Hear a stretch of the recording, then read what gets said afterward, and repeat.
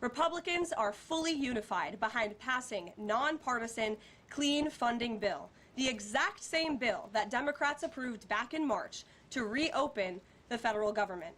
But those same Senate Democrats are now voting against this clean funding bill and keeping the people's government closed. I understand Democrats will have an opportunity very shortly here to change course, and we hope that they will. There are significant personal impacts on millions of Americans as a result of this current government shutdown. The 1.3 million men and women of America's Army, Navy, Air Force, Marine Corps, Coast Guard, and Space Force who serve honorably and put their lives on the line to defend us all are not being paid.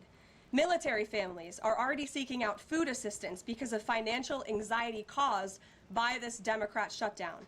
According to new reporting from the Military Times, staff members at the Armed Services YMCA food pantry distribution location near Fort Hood in Texas found a line of military families stretched around the side of the building yesterday at 5 in the morning. According to the staff who work there, that is, quote, not happened ever. They've already had a 34% increase this week over past weeks. President Trump and Republicans fundamentally believe we have a sacred responsibility to protect and provide for our military families with the resources they need to thrive. If Democrats believe in this very simple premise too, they should end this shutdown immediately. Unfortunately, the severe impacts of the Democrat shutdown extend beyond our troops. Nearly 7 million mothers, infants, and low-income families who rely on government-run food assistance will be in jeopardy if the WIC program runs out of money in the weeks ahead. The more than 13,000 air traffic controllers who ensure that Americans fly safely in airports across the country are currently working without pay. The National Flood Insurance Program is in danger of lapsing, which could leave families without necessary help if a disaster strikes, and we are in the middle of hurricane season. Critical services offered at Social Security field offices are reduced for senior citizens and disabled Americans. Helpful transition assistance programs are not being provided for veterans who fought to defend our country and are now trying to re-enter civilian life. The economic consequences of this shutdown are piling up every day. Policymakers, markets, and even the Federal Reserve are flying blind at a key juncture because BLS and BEA data are on hold until the government reopens. Democrats shutting down the federal government to give health care to illegal aliens could lead to lower growth and higher unemployment rates for Americans. According to a new memo from the Council of Economic Advisors, the U.S. economy could lose $15 billion of growth domestic product each week. Every single week, the Democrat shutdown extends, with a month-long shutdown leading to an additional 43,000 unemployed people. Small businesses are likely to encounter delays in receiving federal loans. Mortgage applications will likely shrink. And just this morning, Business Roundtable, an association of more than 200 CEOs of Americans' leading companies representing every sector of the U.S. economy, put out a statement urging Congress to pass the clean CR that will once again come before them in the Senate floor in just a few moments. Quote, a fully functioning government is essential for American businesses, workers, and consumers, while policymakers continue working on a full-year funding package and other pressing issues. Again, that is a quote from the Business Roundtable. What's clear is that the Democrats' actions account to an intentional sabotage of our country and our people by shutting down our government. This madness must end. President Trump and Republicans are calling on Democrats to reopen the government immediately on behalf of the American public. All we need are 5 Democrat senators to do the right thing and to stop this shutdown. Call your Democrat senator and tell them to vote yes to reopen the government. On another matter, despite the Democrat shutdown, President Trump's efforts to make America safe again continue. President Trump believes that American cities should be the safest places on earth, and he is committed to making this a reality. We've already seen that President Trump successfully made D.C. safe again in only a few weeks. That same crime crackdown will continue to happen in cities across the country and is happening in Portland, Oregon. President Trump will end the radical left's reign of terror in Portland once and for all.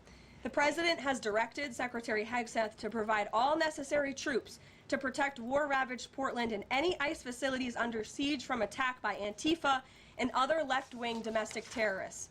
What's been allowed to happen in Portland, and we saw disturbing video footage of this last night. This is not peaceful protesting. This is left-wing anarchy that has been destroying this great American city for years, leaving police officers battered, citizens terrorized, and business properties damaged.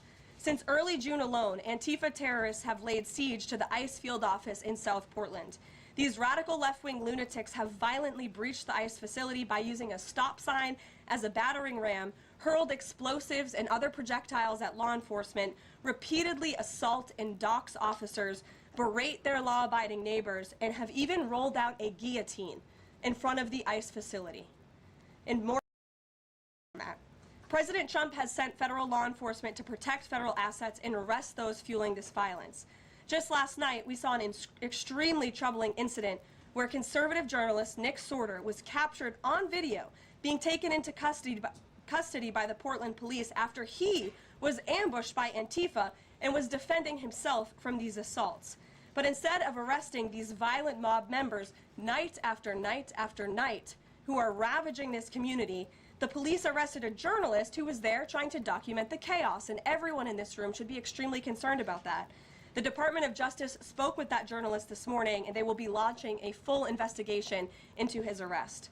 This incident is part of a troubling trend in Portland where left-wing mobs believe they get to decide who can visit and live in their city.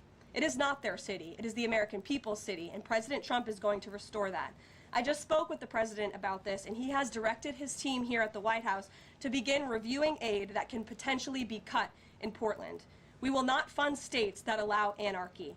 There will also be an additional surge of federal resources to Portland immediately, including enhanced CBP and ICE resources. Law and order will prevail, and President Trump will make sure of it. With that, I'll take your questions, and we will begin today's briefing with our new media seat, Amanda Head from Just the News. Amanda, thank you for being here. Thank you, Karoline. On that most recent topic that you mentioned, reportedly Portland police have not been able to engage protesters to the degree that they normally would. Does the president plan on handling this from that angle as well with city leaders? Yes. From our understanding, the law enforcement that we have here in the Homeland Security Task Force, I spoke with them this morning, and what they're seeing is that unfortunately, local police has been restricted from responding or cooperating at all with federal authorities, which is completely absurd. We have surged federal law enforcement personnel to this city to restore law and order and to work alongside local law enforcement. And we've seen the benefits of this in Washington, D.C., and all of you live here, so you can agree Washington, D.C. is and feels much safer because of the cooperation between federal and local law enforcement. They can and must be working together, and we think it's despicable that these local elected officials who swear an oath to protect their people are preventing law enforcement from doing their jobs on the ground. So that's why the president has directed his team here at the White House, and they are already on it to look into how we can cut funds. And the president wants to work with anyone. If the mayor of Portland were to call him right now and say, "Mr. President, please help us," I am sure the president would be willing to do that. He is genuinely serious about wanting to restore order in America's cities. But it's become apparent that the local and elected officials in Oregon do not feel the same, and that's very unfortunate for the people who live there. Yeah, and then one more question on the government shutdown. Should there be some type of scheduled layoffs to maybe entice Democrats to come to the table, like every hour another agency, another 100 pink slips? I'm sure Russ Vought has a list of folks ready to go. Well, look, the Office of Management and Budget, as we've said repeatedly, is working with the agencies and our cabinet secretaries to identify where cuts unfortunately can and have to be made. And again, we understand there's another vote happening on the Senate floor in an hour. Maybe if Democrats do the right thing, this government shutdown can be over. Our troops can get paid again. We can go back to doing the business of the American people. But if this shutdown continues, as we've said, layoffs are an unfortunate consequence of that. And Russ Vought has been in contact with our cabinet secretaries at their respective agencies to discuss that.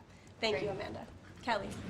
How would this administration define what makes a Democrat agency, which agencies, and what constitutes being a Democrat agency? I think this administration has been very clear, Kelly, that we're not going to tolerate waste, fraud, and abuse in our government.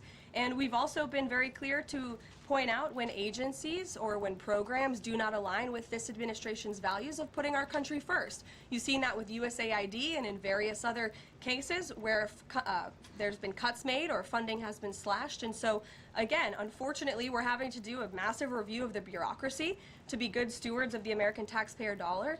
And it's the Democrats who have forced the White House and the president into this position by voting to shut the government down. You've talked about thousands likely layoffs coming. Do you have an update on the timeline for that? How quickly, and if the government is restored to funding and back in operation, will that list of potential layoffs still be on the table? Look, as I just stated, the Office of Management and Budget is in constant communication and contact right now with our cabinet secretaries and agencies across the board to identify, unfortunately, where layoffs have to be made and where cuts have to happen. But again, the Democrats have an opportunity to prevent this if they vote to reopen the government. That is all this administration and the president is asking for. Vote for a clean continuing resolution to keep the government open. Peter. Thank you, Karoline. During the campaign, Thank you, Peter. I was raised to say thank you in the White House briefing room.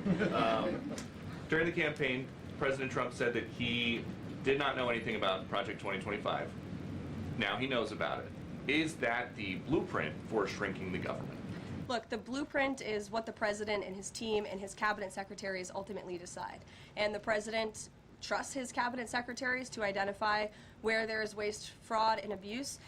We pointed out this morning, or Russ Vogt tweeted about this morning, a Chicago rail project that was canceled. We paused $2.1 billion in Chicago infrastructure projects, specifically the Red Line extension and the red and purple modernization projects.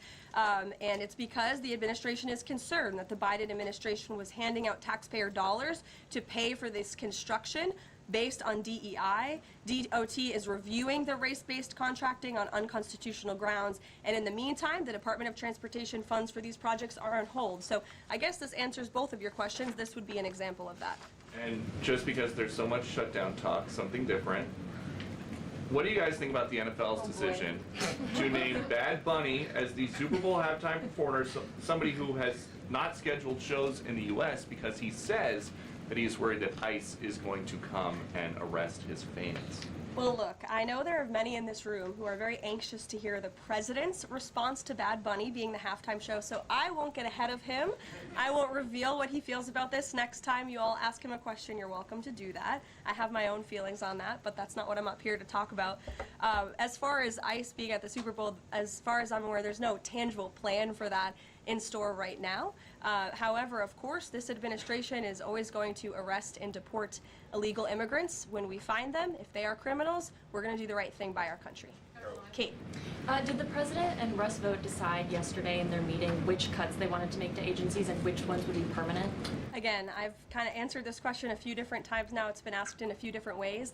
Their discussions continue between the Office of Management and Budget and cabinet agencies across the board, and they are actively identifying where these cuts and these layoffs have to be made as this government shutdown hopefully does not continue.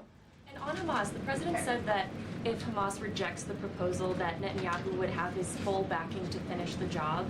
A UN report found that Israel was committing genocide in Gaza. Does the president have concerns about the civilians being killed, the worsening humanitarian crisis, and are there limits to what the White House would support when it comes to Israel's actions in Gaza? Look, the president has deep concerns about all of the atrocities that have taken place in the Middle East over the past few years. It's deeply unfortunate that he inherited this mess from the Biden administration. If you all recall, under President Trump in his first term, the Middle East was on a pathway for peace and prosperity. There was the historic signing of the Abraham Accords. Israel was on a path to normalization between Arab and Gulf nations, and we hope that can continue. But right now, the president has made it very clear to Hamas that this is an acceptable and detailed proposal that they must accept, or the consequences are going to be very grave for them. And he has given them a deadline of Sunday evening at 6 p.m. When I was out here on Wednesday, I told all of you, I'll leave it to the president to make that red line, and he now has. I think the entire world should hear the president of the United States loud and clear. And Hamas has an opportunity to accept this plan and to move forward in a peaceful and prosperous manner in the region. And if they don't, the consequences, unfortunately, are going to be very tragic. Michael. Thank you, Karoline. Has the president declared war on international drug cartels? And if so, or if he will, does he feel he needs congressional approval?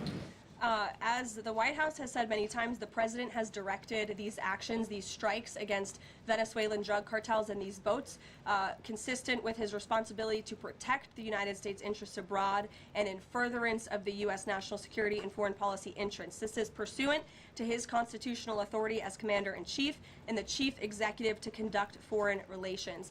In each of these cases, Michael, the vessels have been assessed by the U.S. intelligence community to be affiliated with designated terrorist organizations engaged at the time in trafficking illicit drugs to our country. The president has been very clear, dating back to the campaign trail, that he is always going to do what's in the best interest of the American homeland. And he also promised the American people he was going to end the drug epidemic that has taken far too many American lives. And you're seeing those actions play out almost every single day here. Last question on the shutdown, Karoline. Hakeem Jeffries has said that President Trump is in the Presidential Witness Protection Program since the shutdown has begun. What's the White House's reaction to that? That's just more ridiculous fodder from Hakeem Jeffries. As you all know, because you're here every day, the president is literally working around the clock right now. I think he has a swearing-in ceremony, or he already did. He has several meetings on the books today. He literally works 24/7. Anyone who works in this place or covers this place, as you all do, knows that to be true. And Hakeem Jeffries and the Senate Democrats should get back to work in a few minutes and vote to reopen the government. Emily. Thank you, Caroline. You spoke earlier about the energy and infrastructure projects that Director Vogt paused. Will the White House agree to restore that funding as part of a deal to end the shutdown? Well, I won't make any agreements here. Senate Republicans are talking with their colleagues on the Democrat side, but right now, Russ Vought is doing what he's been tasked to do in the midst of this government shutdown, which is to look at funds that need to be temporarily halted or need to be canceled. And Chicago is just another example of that. Go to Libby in the back. Thank you, Caroline. I have two questions for you. One on the FDA, but first on the shutdown. Sure. Will the administration, if this government shutdown ends, still move forward with firing thousands of federal workers? Look, as I've said repeatedly, Libby, right now we want the government to be open. Layoffs are an unfortunate consequence of a government shutdown, and it's something the administration is examining. If the government is reopened, we're going to get back to doing what we were doing last week and the week before, working on the issues that the American people care about. And then on the FDA, they just approved that new abortion pill, and it's causing a lot of uproar among Republicans. What is the president's response to that, and does the administration plan to have that full that FDA approval? Well, the Secretary of Health and Human Services, Bobby Kennedy, has put out several statements on this. The HHS's decision, it's not an endorsement of this drug by any means. They are just simply following the law. And as they put out in their statement, by law, the Secretary of Health and Human Services must approve a generic drug application if the application demonstrates the generic drug is the, quote, same as the brand name drug. Generic applicants are not required to submit independent evidence proving safety and effectiveness. As such, FDA's decision to approve a second generic version does not address the merits of the current safety program. HHS is reviewing adverse effects to ensure the FDA's required safety program for the drug is sufficient to protect women. This safety review equally applies to generic versions of this drug. So FDA and HHS are following the law. It's, again, not an endorsement of the drug itself. Mary. Thanks, Caroline. Two questions on the shutdown. You've argued that these impending layoffs are necessary to keep essential services up and running, but that has never been the case in any previous shutdown. Even when the government was shut down for 35 days in Trump's first term, you've never had to lay off thousands of workers to keep essential services up and running. So why are layoffs now necessary in this shutdown? Because we have an administration and we have a president who are wholeheartedly focused on restoring fiscal sanity to our government and doing the right thing by the American taxpayer. We are $37 trillion in debt, and the federal government is currently shut down. There is no more money coming into the federal government's coffers. And as you've also seen since the beginning, in January, this administration is focusing on waste, fraud, and abuse. And so Democrats have given this administration an unenviable choice to have to take a look at the balance sheet and identify where these cuts and layoffs can be made. And you just said this is an unenviable choice, that this is an unfortunate consequence, but the president has described this as an unprecedented opportunity. to lay off additional workers. He's posted a video likening Russ Vought to the Grim Reaper. So which is this? Is this an opportunity to fire more workers or an unfortunate consequence? Look, the president likes to have a little fun every now and then, and I think both things can be true at the same time. The Democrats have given the administration this opportunity, and we don't like laying people off. Nobody takes joy in that around here, and if you think that, then I think that's very sad. You view the White House and our staff as wanting to put people out of work. Nobody wants to do that, but sometimes in government you have to make tough decisions. Carrie.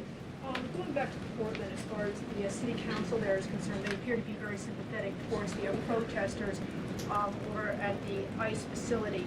Is the White House considering invoking the Insurrection Act over in Portland? Is that something they are considering also? As far as the Portland City Council is concerned, are they looking at the members there who are appear to be helping out the protesters as far as suggesting to get burner phones, et cetera, et cetera? That's not something I've heard that's under consideration or discussion at this time. Caroline, who's ever yelling in the back? Go ahead. Me? Sure. Thank you. Bianca Gracia here, and I have a question. This week, the Democrats have chosen illegals over hard-working Hispanic Americans during Hispanic Heritage Month, causing the White House to cancel the celebration with the president. Is the president open to letting the Hispanics, who overwhelmingly voted for him, have their own fiesta in the White House lawn opposed to the fancy, we don't need fancy schmancy, right? You can give us the backyard and we'll fill it all in and have in our own fiesta. Is the president open to that? I had no idea she was going to ask that question. I just want to preface that. I've never met you. I just want to say that, but welcome to the briefing room. I love your energy. I can't personally unilaterally promise the South Lawn grounds. We have some construction going on out there, but I know that everyone here views it as very unfortunate we had to cancel or hopefully just reschedule the Hispanic American Heritage Month event, and it's because we are working around the clock during this government shutdown. When the Democrats vote to reopen the government, that event will be back in the planning stages. You're welcome. Brian, go ahead.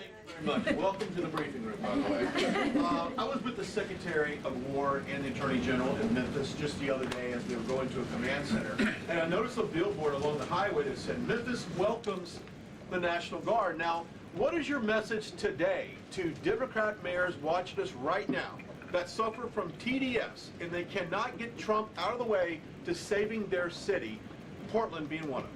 They should do the right thing by their citizens, Brian. They should call the president, they should call the White House and say, we want to work with you. And in Memphis, we are seeing some cooperation. As you saw from that billboard, the people of Memphis are loving this, and they are very grateful for the federal government's efforts. And federal law enforcement is there. We're working alongside local law enforcement. We'd like to see it ramped up a little bit because we want to make progress, and we want to arrest as many bad criminals as we can.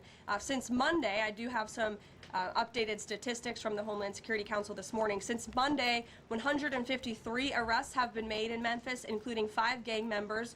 48 illegal guns have been seized, and 5 missing children have already been recovered. Last night, 60 arrests were made and 21 illegal firearms were seized. Arrests from last night include a suspect wanted for rape of a child under 13, first-degree murder, breaking and entering, aggravated assault, illegal drug possession, and many more. So we continue to see good results coming in through Memphis, and the president is very excited about making Memphis safe again. In the blue. Thank you. At the top of the briefing, you made a statement about that the Democrats are interested in giving health care to illegal immigrants. Yes, they are. U.S. law already prohibits that. It's a 1996 law saying that they cannot give unauthorized immigrants any federally subsidized health care coverage through Medicaid, the Affordable Care Act, or the Children's Health Insurance Program. There seems to be a disconnect in the messaging. Are you denying that Medicaid money has never gone to illegal aliens in the United States of America? I'm asking you if you can explain the disconnect in the message. I most certainly can. The Democrats' proposal, their continuing resolution, let me just reiterate, the Republicans' continuing resolution was a clean continuing resolution. There was no partisan politics injected into it. There were no conservative wish lists injected to it. What the Republicans want, and still want to this very second, is a clean continuing resolution to fund the United States government. What did the Democrats want in their continuing resolution? They inserted a provision to undo a provision in the Working Families Tax Cut, the One Big Beautiful Bill, that ended taxpayer-funded health care illegal benefits for illegal aliens. Democrats' proposal would require Medicaid to pay more for emergency care provided to illegal aliens than Medicaid does for American patients who are disabled, elderly, or children. And this bill would have also allowed California to continue a gimmick that funds its Medicaid for illegals program. Those are things that we ended, the Trump administration ended, with the passage and the signage of the One Big Beautiful Bill. And it is an undisputed fact, a fact that under the Biden administration, illegal aliens were absolutely receiving taxpayer-funded health care benefits. In fact, in fiscal year 2024, Medicaid costs for emergency services for illegal immigrants skyrocketed by 142% from the previous year to $9.1 billion. That's $9.1 billion taxpayer dollars that were going to emergency services for illegals. Between President Trump's last full fiscal year under his first administration and Joe Biden's last full fiscal year, Medicaid spending on emergency services for illegal immigrants nearly tripled. There was an increase of 196% between 2020 and 2024. And I have a chart here for you, and I'm more than happy to email it to you. I'd also like to add, because some were asking dishonest questions yesterday about emergency rooms. In Southern California, according to healthcare professionals in 2023, under the Biden administration, Southern California's, quote, entire healthcare system was being bombarded with illegal immigrants and forcing American patients to endure longer wait times. In Denver, Colorado, the CEO of Denver Health stated that 8,000 illegal immigrants made 20,000 visits to the city's health system in 2023. Leaving an uncompensated bill totaling over $10 million. So when a legal alien goes to the emergency room, who's paying for it? The American taxpayer. The Maine Safety Net Hospital in Denver had to turn away patients due to the massive influx of illegal immigrants into the community, and UC Health Hospitals in 2024 reported their system was under stress from an increasing number of migrants. As a result, according to the head of emergency departments and urgent cares across the hospital system, quote, access is impeded for everyone. These are healthcare professionals who dealt with this directly, and there's a lot more where that came from. It is an undisputed fact that Democrats want to give taxpayer-funded healthcare benefits to illegal immigrants, period. Ed. Yeah, thank you, Karoline. Is the president talking directly to Democratic senators to try and get their vote for a clean CR? The Senate Republicans are speaking directly with moderate Democrats. I understand those conversations have become very serious, and we hope positive in the right direction so that Democrats will do the right thing. I don't know if you saw overnight a refinery in California went up in flames. Is the president going to help the governor should gas prices spike, or could he help the governor? Look, I know the administration and the White House are aware of that situation that took place. I don't have any announcements for you, Ed, on that. Has the president seen the first draft of the commemorative coin that the Treasury is doing for the 250th anniversary? It has his face on it. Oh, I'm not sure if he's seen it, but I'm sure he'll love it. Kara. Thank you, Karoline. It's now being reported that former President Biden's DHS and TSA placed peaceful January 6 protesters and even Americans who refused to wear masks during COVID onto watch lists usually reserved for terrorists. Most of these people were not charged with crimes. Does the White House have a comment on the prior administration violating the free speech and due process of these Americans? And where is the outrage from the left that claims to stand for due process and free speech? And after that, I have another question about protecting journalists from Antifa. Sure. Well, Kara, to your first point, please send me that report. That's certainly very concerning. I haven't seen it myself, but if indeed that was happening, it's something I'm sure the Department of Justice and the FBI would deem worthy of looking into. And journalists, as you mentioned earlier, are being increasingly attacked by leftist protesters. I was actually assaulted outside of President Trump's United Nations speech, and I think the White House is aware that a Portland journalist was almost blinded by an Antifa protester. This has been a problem that's gone on for years, and police often say that their hands are tied.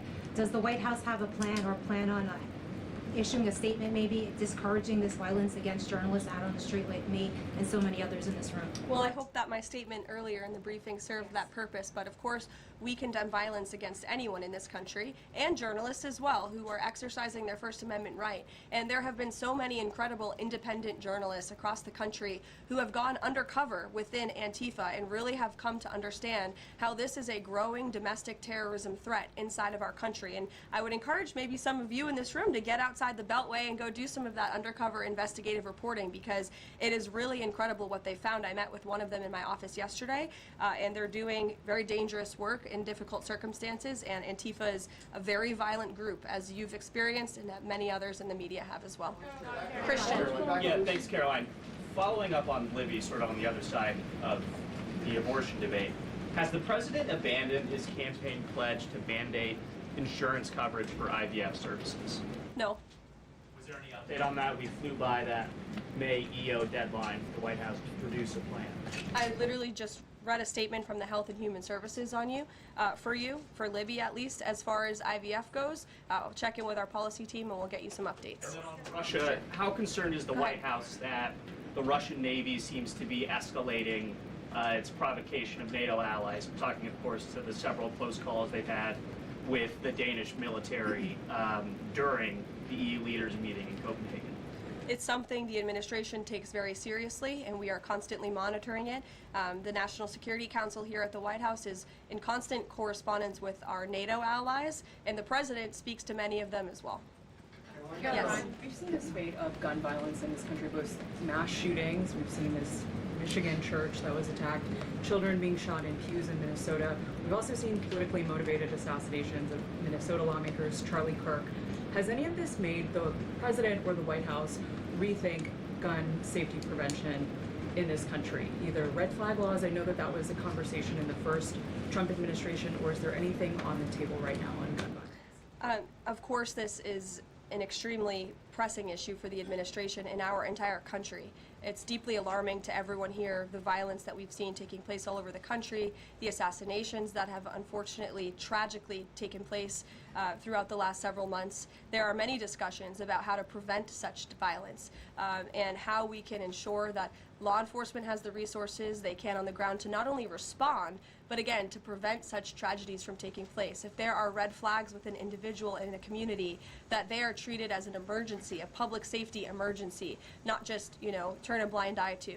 There's many other things we can do, but the administration and the president has always also made it clear he's always going to protect the constitutional right, the Second Amendment constitutional right of Americans to own guns. We advocate for Congress to pass a federal red flag law. Right now, they just incentivize states financially to have red flag laws. But I know Lindsey Graham has worked on this as a Republican. There are some Republicans that do support this kind of gun safety legislation. I don't want to get ahead of the president on any congressional action or any suggestion to Congress on that matter. Andrew. Thank you, Caroline. Two things. First, to follow up on something you said earlier about hospitals treating undocumented or illegal aliens. Is it the administration's position that hospitals should not have to treat people who come into the emergency department who are not here legally? No, that's not our position. Our position is that it's completely unacceptable that the Biden administration paroled and encouraged an invasion of tens of millions of illegal aliens into our country and then promised them free health care.